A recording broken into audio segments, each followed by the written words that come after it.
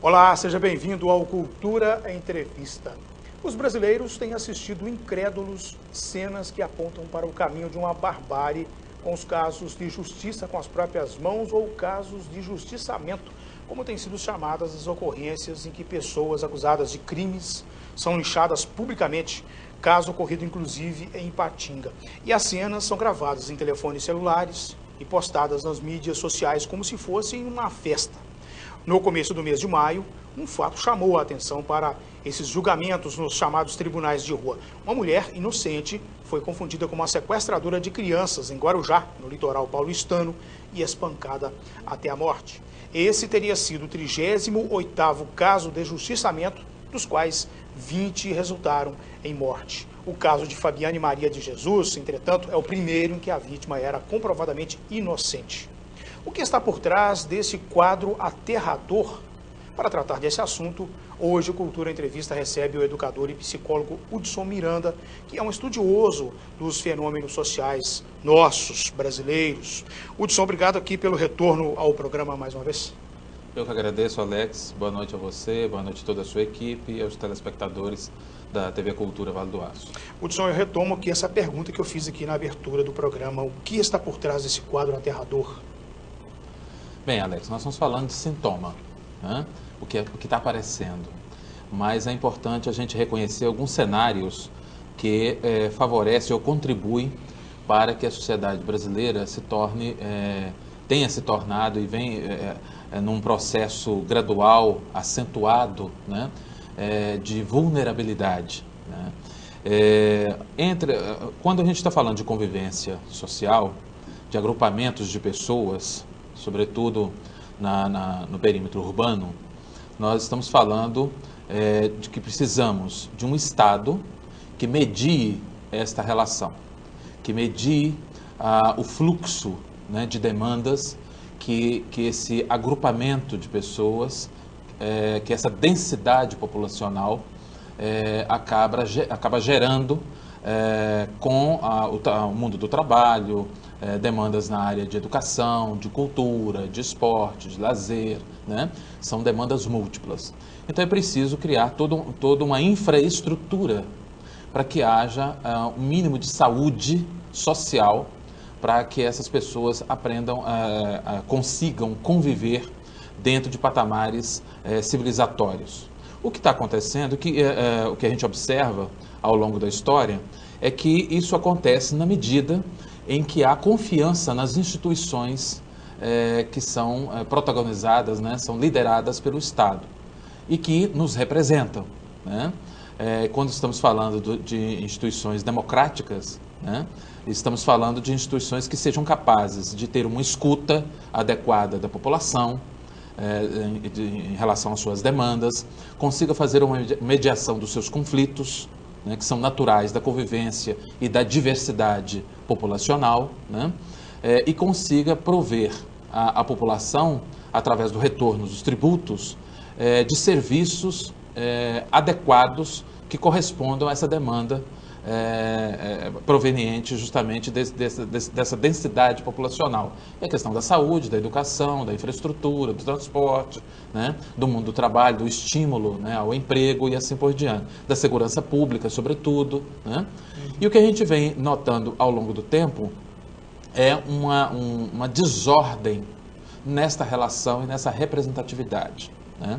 Essa desordem, que não ocorre de um dia por outro, né? Ela vem sendo também construída ao longo das décadas, né? Pela negligência, pela incompetência, pela ocupação do Estado como território feudal, né? Como uma ocupação nefasta que atua como um vampirismo, né, do Estado e não devolve absolutamente à altura das demandas da sociedade o que ela precisa. E isso vem gerando um descrédito da população, uma exaustão nas relações da população com as instituições, né? O que aparece mais são as instituições de segurança, né, como sintoma. Mas isso ocorre na educação, onde os professores, né, têm sido tratados como cuidadores, né? As escolas têm se transformado, na verdade, em abrigos né, diários, né, em grandes creches, né, coisa que elas não são. Né? Escola é uma coisa, creche é outra. Né? As creches podem ter e devem ter caráter educativo, sem problema nenhum. Mas as escolas não podem ser confundidas com uma creche. Né? Elas têm um outro caráter, elas têm um caráter muito mais profundo, mais amplo e diverso. E a negligência em relação aos professores transformou a escola, a educação brasileira, num cadáver. Né? Num cadáver do qual nós temos muita dificuldade, a sociedade brasileira tem muita dificuldade de fazer o seu sepultamento e o seu luto. Né? Então a gente fala durante décadas, os indicadores todos demonstram, por exemplo, que a educação padece cronicamente de uma falência absoluta, né? E cujo modelo já está falido, morto, e nós precisamos reestruturá-lo em regime de urgência e com grande profundidade, onde o professor seja protagonista e gere protagonismo decente, né? Onde os equívocos, a valorização do professor, a formação do professor, né? E o espaço da educação seja realmente de educar, seja considerado, seja fomentado, seja consolidado, né? E isso não passa só pelo investimento financeiro, né? Só pelo aporte de recursos financeiros para a escola, mas é uma mudança de concepção. Né? E por que eu estou falando da educação, por que eu estou falando da escola? Porque é um dos pilares, né, que concentram a diversidade populacional, que recebe, né, essa diversidade, essa pluralidade vindo das famílias e apresenta a essa diversidade, né, de jovens, de crianças, pré-adolescentes e adolescentes e jovens adultos, o mundo como ele é. E como, né, viver nesse mundo. E como conviver. A ideia seria instrumentalizar esses jovens, expor esses jovens a experiências, a modos, a formas, né, a condições, a ambiência, a atmosfera de construção do conhecimento e de convivência, porque nós estamos vivendo um colapso de convivência.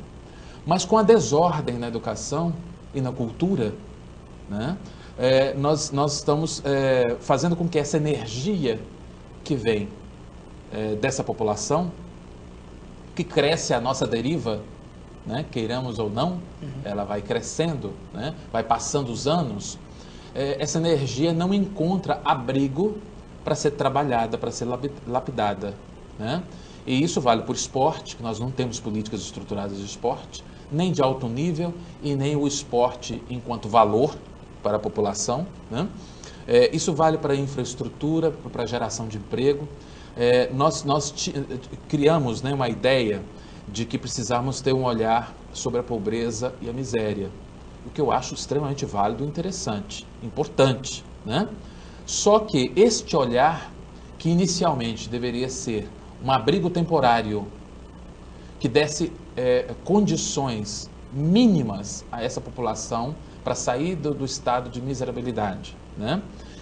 E ao mesmo tempo, paralelo a isso, fosse criadas políticas robustas para a geração de oportunidades concretas, né? De revitalização das regiões, de distribuição, né, da renda na produção, né, de valores, na produção na geração de empregos reais, concretos, né, viáveis, sustentáveis. Isso não ocorreu. Né? Isso também entrou na pauta da desordem. Então a gente tem hoje praticamente, aí, segundo dados do próprio governo, em torno de 25% ou mais de 25% da população que de alguma forma está ancorada nesse projeto que deixou de ser assistencial para ser assistencialista. Né? E isso gera uma desordem também. Né? Então essa combinação de coisas, isso associado a uma ausência de uma política integrada de segurança pública. E aí eu estou falando de sistema, né? Tudo que eu estou falando aqui é de sistema, porque a sociedade é um organismo vivo, conectado, né? Não é compartimentado. Né? Isso foi gerando um desgaste muito, muito forte. absoluto. Nós temos uma crise do sistema penitenciário, temos uma legislação que é um cipoal dentro de um labirinto, absurdo, né? Temos uma judicialização da sociedade, mais de 90 milhões de processos entopem o sistema judiciário, e nós ficamos com a ilusão de sobrecarregar, né, e de migrar essa sobrecarga para alguns profissionais que solucionassem esse problema. Muitas vezes temos o discurso de achar que a educação deve carregar o mundo nas costas e resolver todas as suas mazelas, o que não é verdade, né? Ora nós colocamos essa sobrecarga na assistência social, ora a gente coloca essa sobrecarga da psicologia, ora a gente coloca essa sobrecarga na polícia, né? E essa sobrecarga, ninguém vai conseguir dar conta dela, se ela não for distribuída. É como se você quisesse proteger o seu rosto, né, com um tênis. É como se você quisesse proteger o seu dorso, o seu tronco, né, vestindo uma calça. Ou proteger as suas pernas vestindo uma camisa. Não tem jeito. Então nós estamos usando instrumentos inadequados, né, e incompatíveis, num discurso que é retórica pura. Nós estamos vivendo de retórica em notas oficiais que tentam negar o óbvio, o inegável.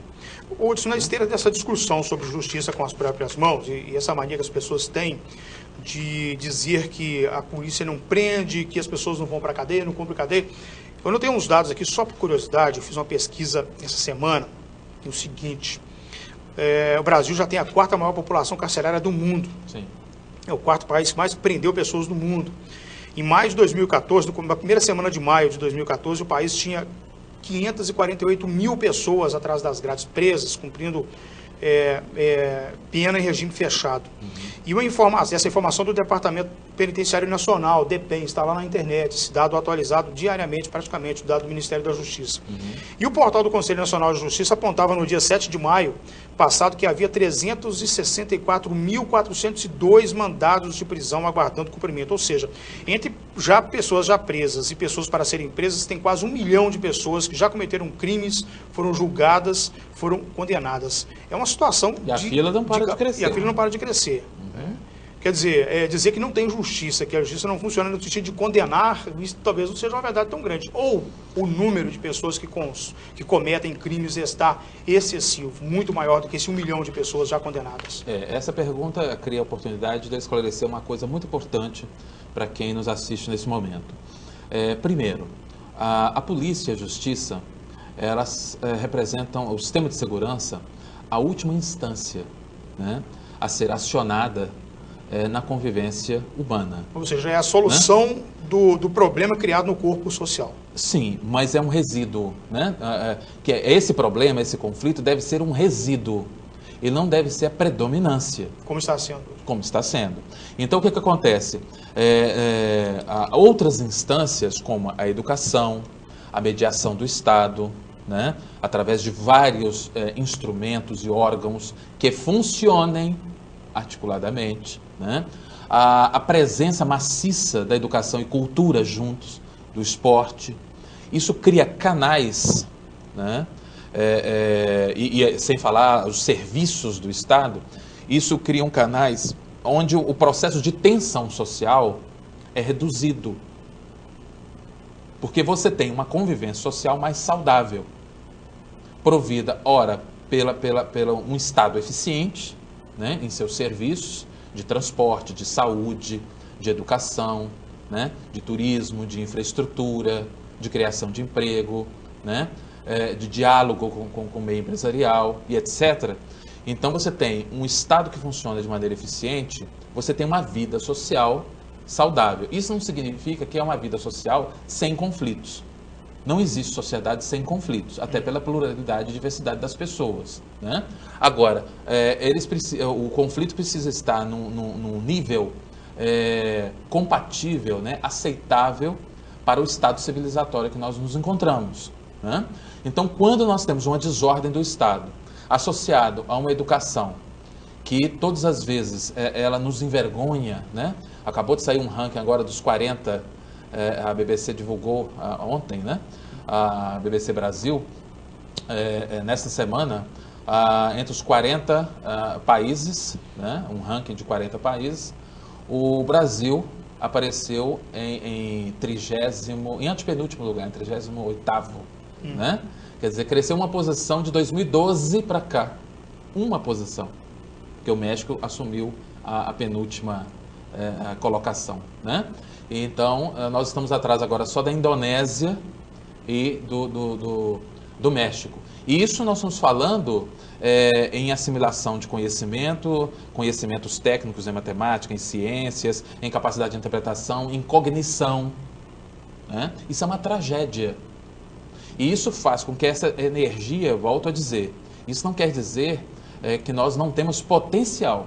Isso quer dizer que nós não estamos trabalhando com esse potencial. Estamos desperdiçando.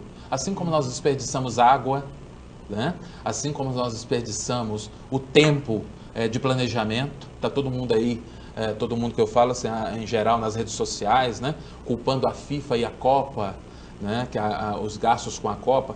A Copa não é culpada de nada, né? A FIFA é um organismo que propõe à humanidade a realização de um evento, que é um torneio mundial, que tem repercussões políticas, sociais, né? Empresariais, de investimento, econômicas, etc. e tal. Agora, se nós não estamos sabendo aproveitar essa oportunidade, em 7 anos, porque quando nós nos candidatamos, tinham condições claras. Essas condições não mudaram. Nós é que não estamos cumprindo a nossa parte, né?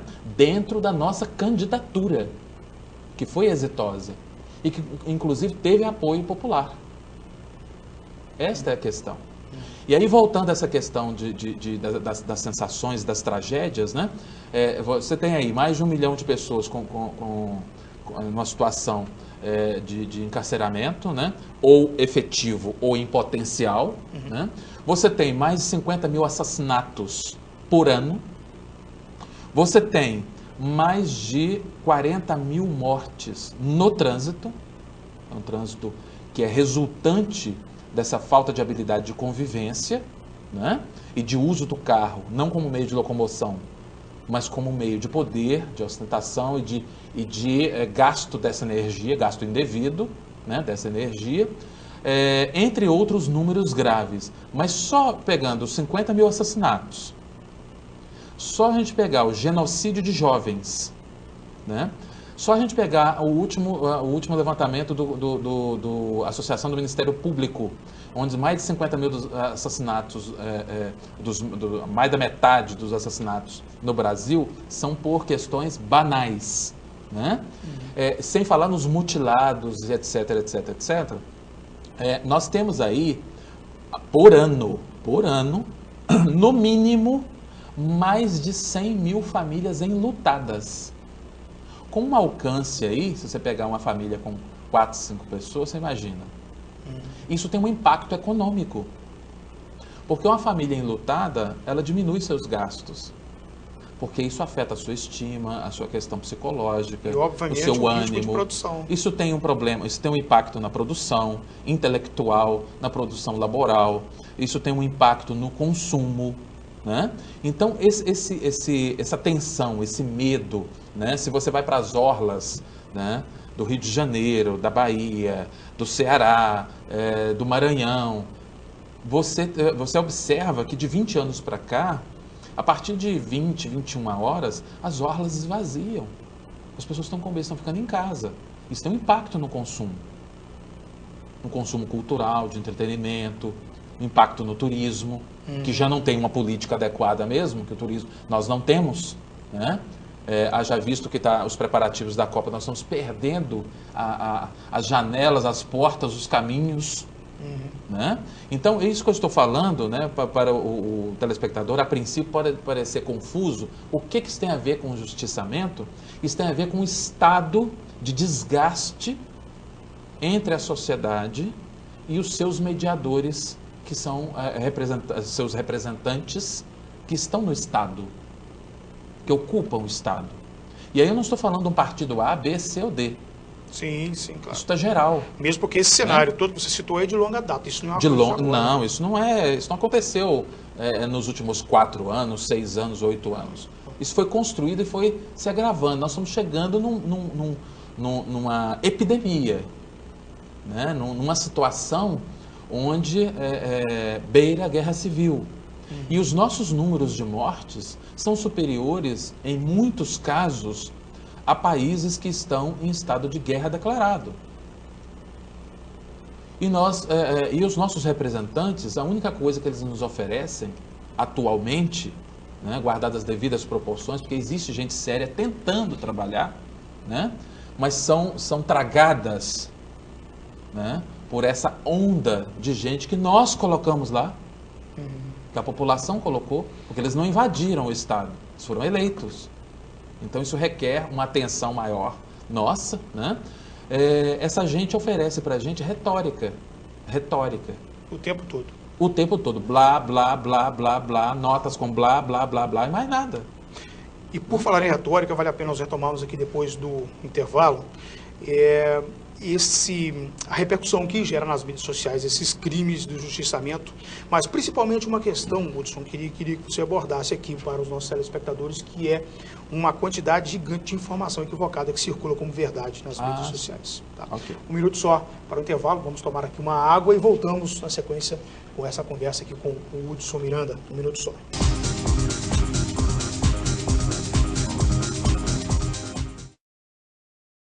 Ninguém é líder por acaso, ainda mais há 35 anos. Em todo esse tempo, o Diário do Aço se destacou com um jornalismo inteligente, abrangente e detalhista para construir o diário mais lido da região, proporcionando mais conteúdo, informação e entretenimento para milhares de pessoas.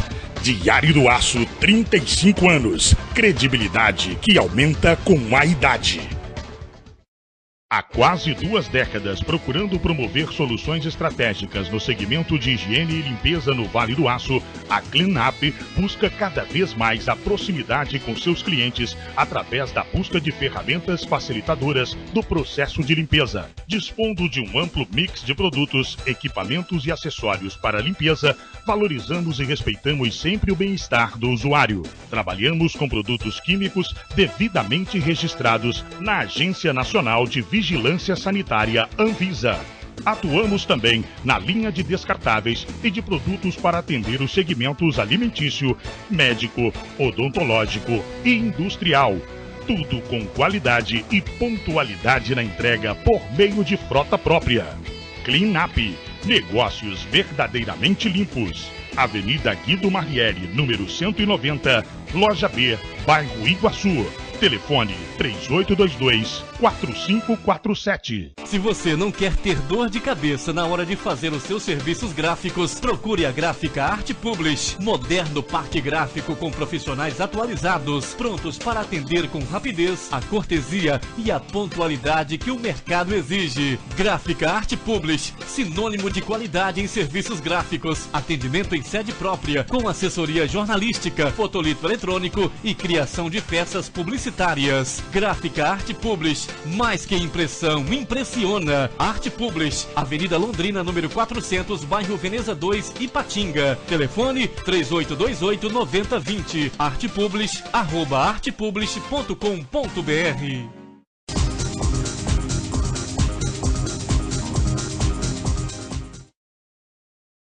Muito bem, nós estamos de volta com o Cultura Entrevista. Eu quero dizer para você que é um prazer estar aqui novamente. No mês passado nós estivemos no período de férias, aproveitamos aí para descansar bastante.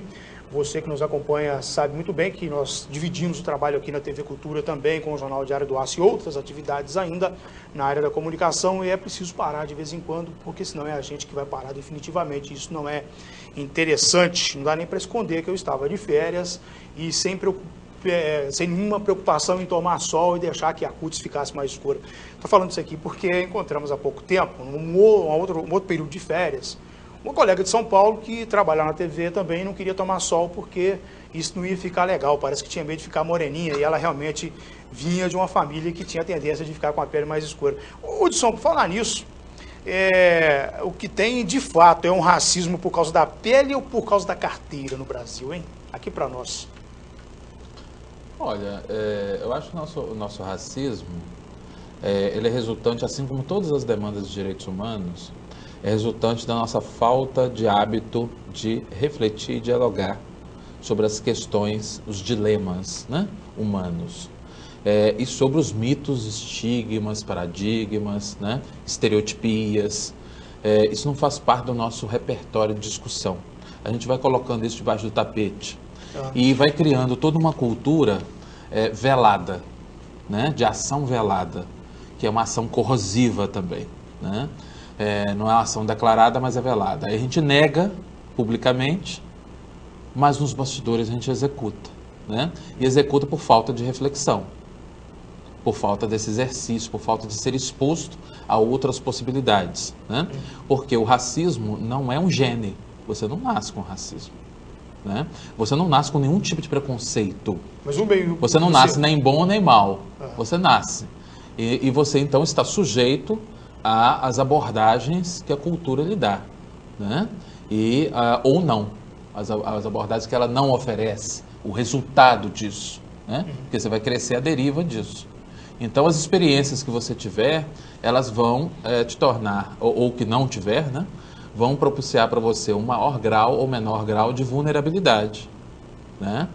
Os valores que forem transmitidos ou deixarem de ser transmitidos a você, né, que vão contribuir para a constituição da sua personalidade, da sua identidade social, né, e da sua capacidade, da sua habilidade de lidar com a pluralidade, a diversidade, né, e os desafios de tudo isso. Você citou agora há pouco aí uma questão fundamental dos direitos humanos, e direitos humanos nas mídias sociais, pelo que eu percebi nos últimos anos, virou sinônimo de grupos que protegem bandidos, né? De onde que teria saído essa distorção de um movimento que é um movimento que existe no mundo inteiro, que na verdade defende o direito do sujeito colocar comida na mesa, de ter um salário digno, de, se ele cometer o crime, ele cumprir uma pena justa, uma pena na medida do crime que ele cometeu, o direito dele andar nas ruas sem ele ser assaltado, sem ele ser assassinado, sem ele ser agredido moralmente, né? E fisicamente, enfim, defesa da vida como um todo. No entanto, quando você abre lá o Facebook, você abre o Twitter, você abre agora o WhatsApp e outros aplicativos, seja lá mais o que for, está sempre lá alguém dizendo que esse crime foi cometido, coloca na conta dos direitos humanos. Quer dizer, tem uma distorção nessa história, não tem? Existe distorção de todos os lados, né? Não é uma distorção de um lado só. Existe uma deformação do que é direitos humanos, né? Da pauta de direitos humanos, da condição de ser uma ativista de direitos humanos. Parece que alguém gostou de colocar na conta dos direitos humanos essa história dos criminosos, e é bom que esse assunto fica dessa forma, sendo tratado de uma forma rasa, de uma forma que não leva em conta todo esse cenário que você falou no primeiro bloco aqui do Cultura Entrevista, e transforma-se simplesmente assim, não, isso aí, direitos humanos é que protege o bandido. Mas nós precisamos também entender que quando nós falamos de elite, existe uma diferença entre elite e burguesia, né? Essa é a burguesia podre, né? Ruim, nociva, corrosiva. E elite é indispensável a qualquer setor. Elite é o que há de melhor em qualquer setor. E nós temos uma burguesia, né, contagiosa, que permeia uma boa parte da nossa sociedade, e que, como ela está em vários setores, ela também faz parte de uma parte da mídia. Inclusive o setor deliberativo, aquele que toma decisões, cria leis. Não tenha dúvida, em todas as áreas. Ela tem braços, né? Ela tem raízes. E aí, ela também dissemina a ideia, né? Esta ideia, contra os ativistas de direitos humanos. Por outro lado, você tem também uma distorção do próprio Estado, da defesa integral dos direitos humanos.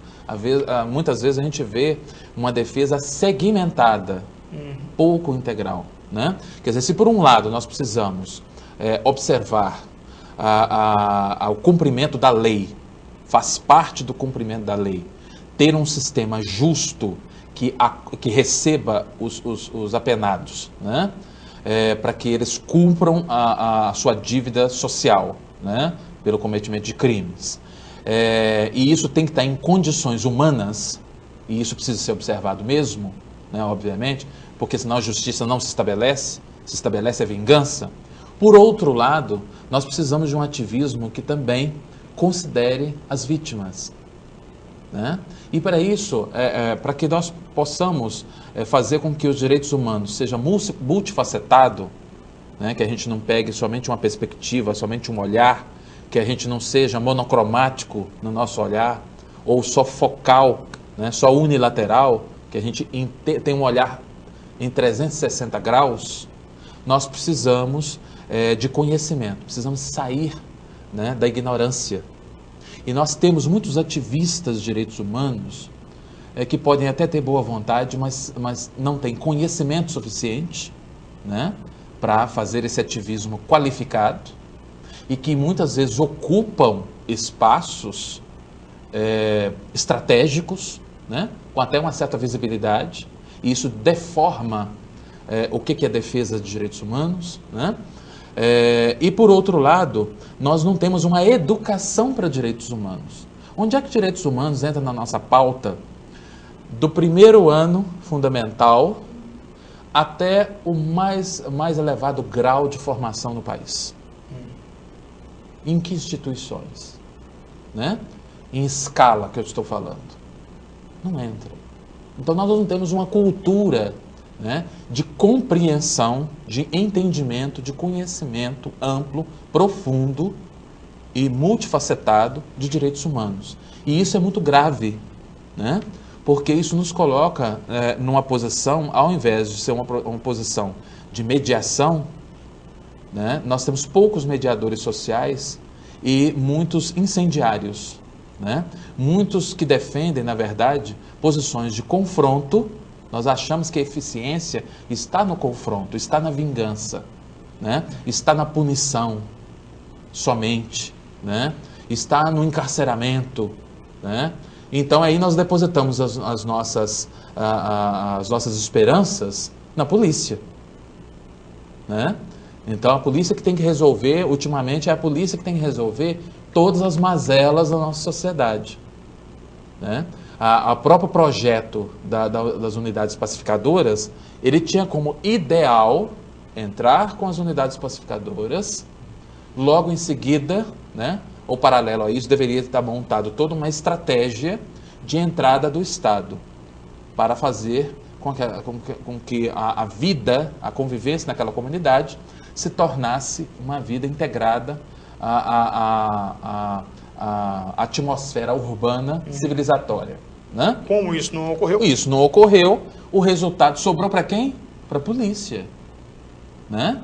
Então, e aí, todas as deformações, as desordens, os ajustes dessa relação, né, que não é equalizada pelas demais presenças necessárias e indispensáveis do Estado, né, os demais exercícios, né, de presença do Estado, efetivos, concretos, então o resultado é o confronto, né, é a aspereza, né, é a indignação, é a incompreensão, é a estereotipia no olhar, né, é o preconceito. E por aí nós geramos toda uma cultura espinhosa e não uma cultura de mediação, né, de articulação, Hoje, né, nós de escuta. Né? Okay. Nós citamos o caso aqui de informações equivocadas que circulam pelas mídias sociais, e aí nós usamos o termo mídias sociais porque não é só o Facebook, a internet, a interação das pessoas no mundo virtual. São vários canais que eles usam, e entre eles o mais popular é o Facebook, mas são muitos outros. Sim. Alguns mais fechados, outros mais abertos, mas existem vários. E esse conjunto é chamado de mídias sociais pelos estudiosos da comunicação.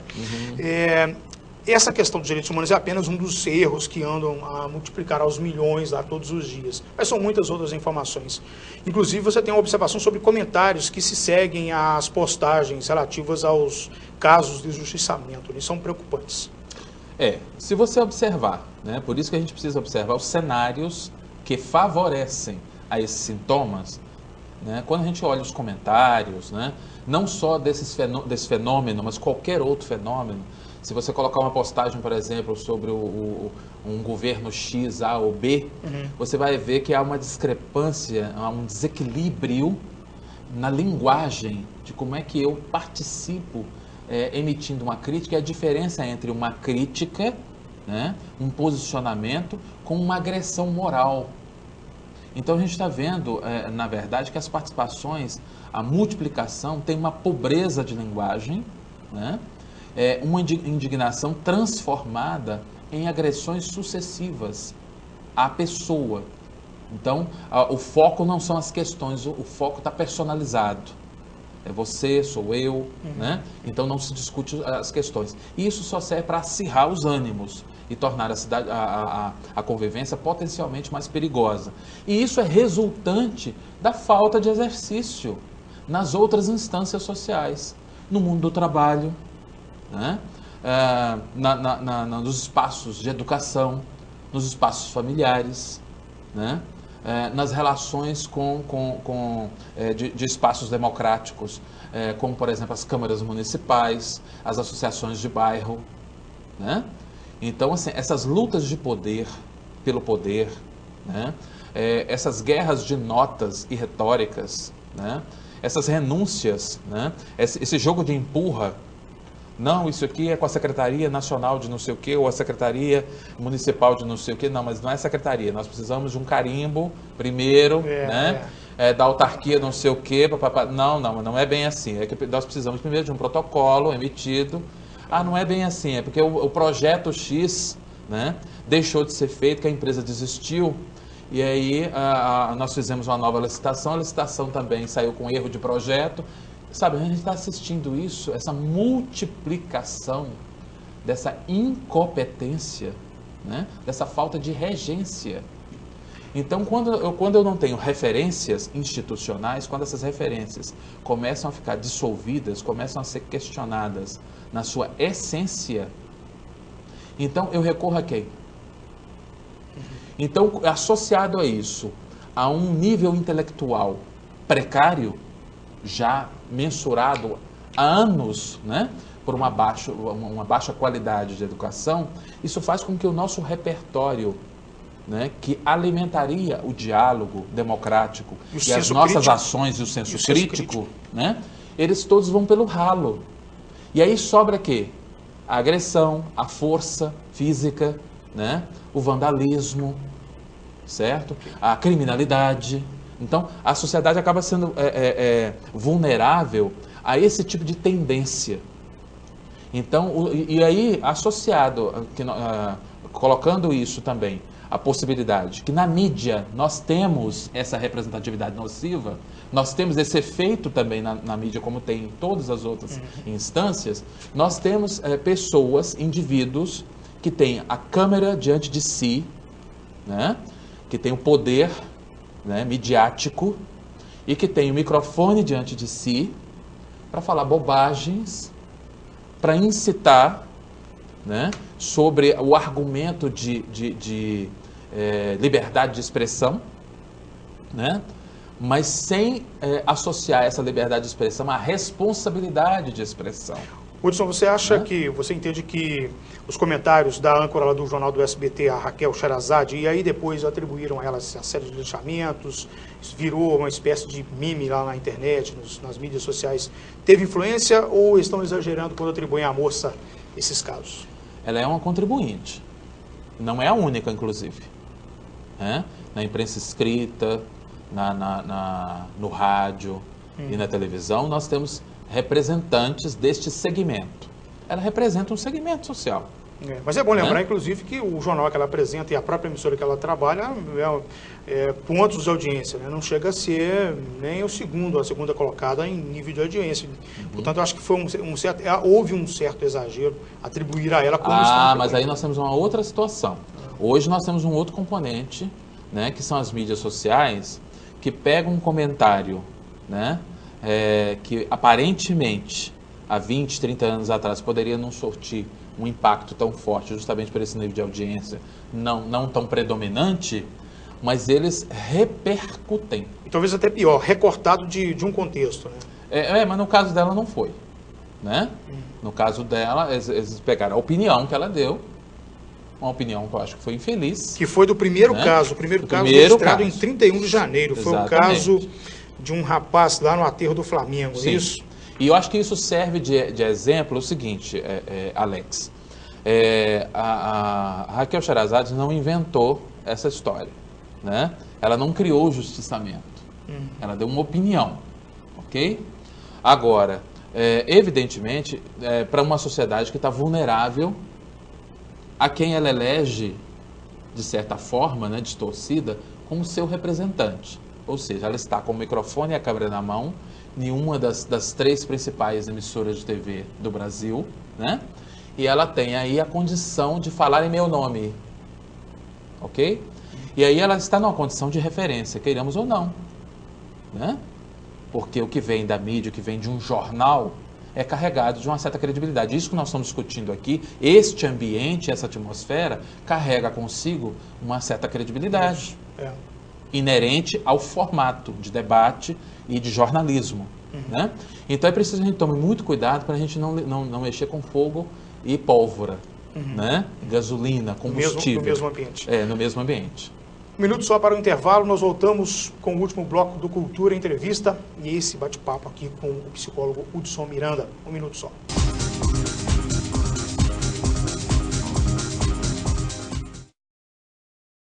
O Salão e Buffet Garota de Ipanema tem um espaço amplo e confortável, com uma capacidade para 800 pessoas, com seu ambiente climatizado e com 3 saídas de emergência, de acordo com as exigências dos bombeiros. Possui palco, sonorização e iluminação de boate. E nosso espaço está disponível para casamentos, aniversários em geral, congressos e palestras, disponibilizando também cardápio variado e serviço completo de recepção. Salão e Buffet Garota de Ipanema. Venha de convidado na sua própria festa. Rua Tupinambás, número 30, bairro Iguaçu, Ipatinga. Telefone 3824-8803. Visite também o nosso site www.buffetgi.com.br.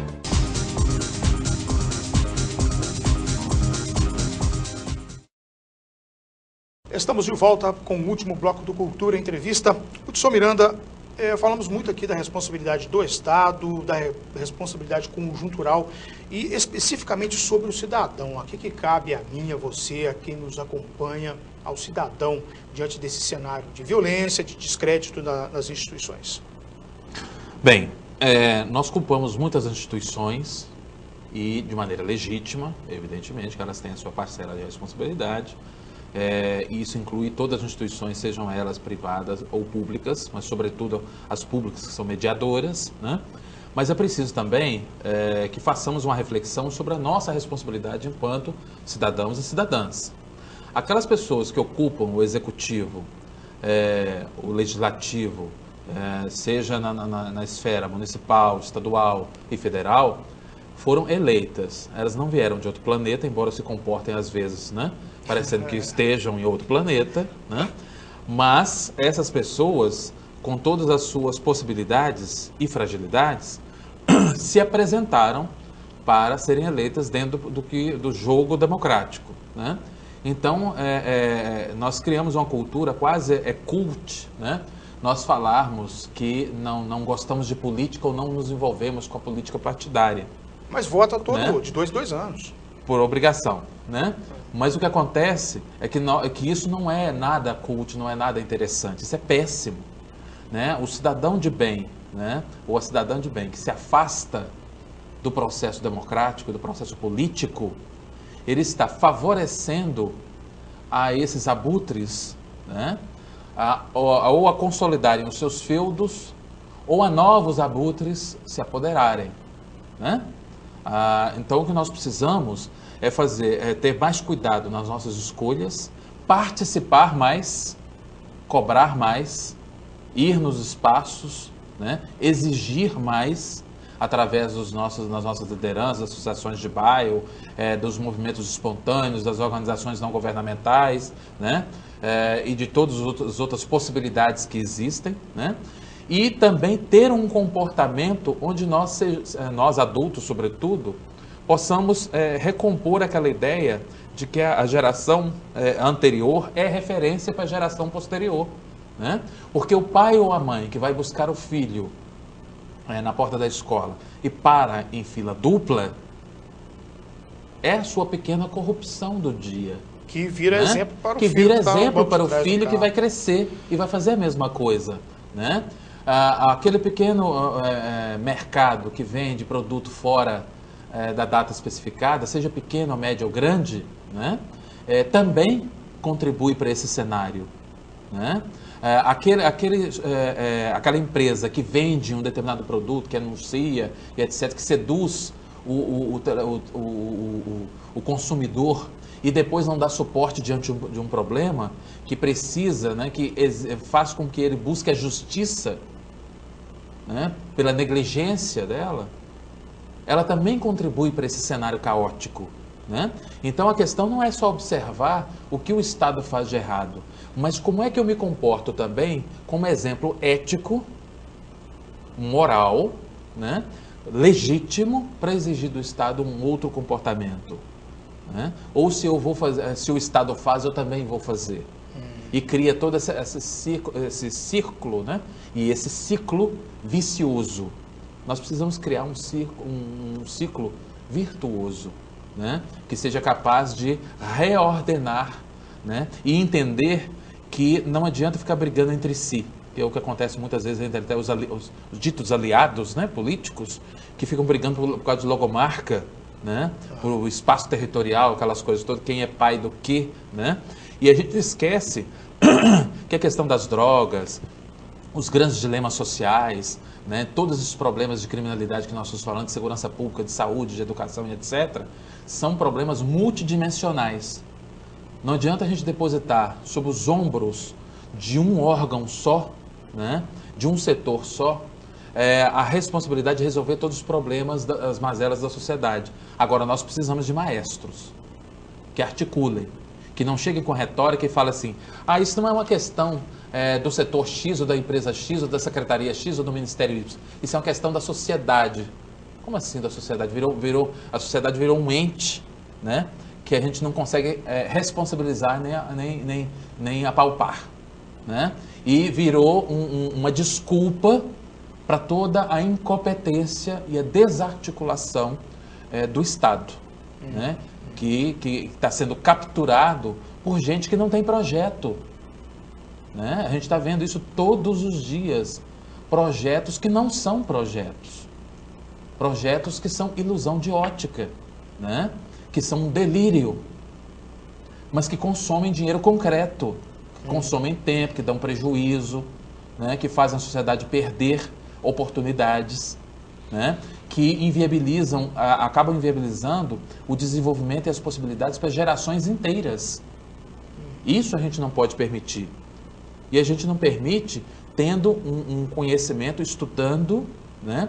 Tendo uma escuta qualificada, tendo uma participação qualificada, não tendo medo e não tendo preguiça de participar. Porque quando a gente renuncia a esse dever nosso, não é esse poder, esse dever, né? E nos empoderamos como cidadãos, aí sim as coisas funcionam. É preciso que a gente saiba até reivindicar.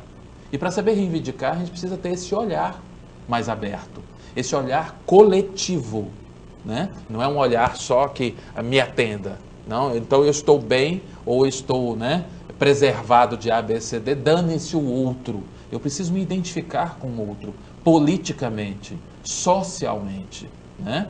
E preciso participar. Então, quando uma mãe ou um pai deixa de ir eu que lido com escolas, né, como consultor, quando um pai ou a mãe é convocado para uma reunião de pais para discutir um tema importante, né, de educação familiar, de educação social, de cultura e assim por diante, e ele simplesmente não vai, porque você pode perguntar a qualquer diretor da rede pública e até da privada, a taxa de presença de pais em reuniões, em acompanhamento real dos filhos, em monitoramento, né, em aproximação do professor para entender e compreender quais são os esforços da escola, né, é mínima. é cada vez menor. E aí você tem várias desculpas que podem até explicar, mas não justificam. E isso vale para muita coisa. Quando a gente vai numa mobilização social, por exemplo, para ver os problemas do bairro, quando vai para ter um encontro com vereadores, representantes de um bairro X, ou uma audiência pública, né?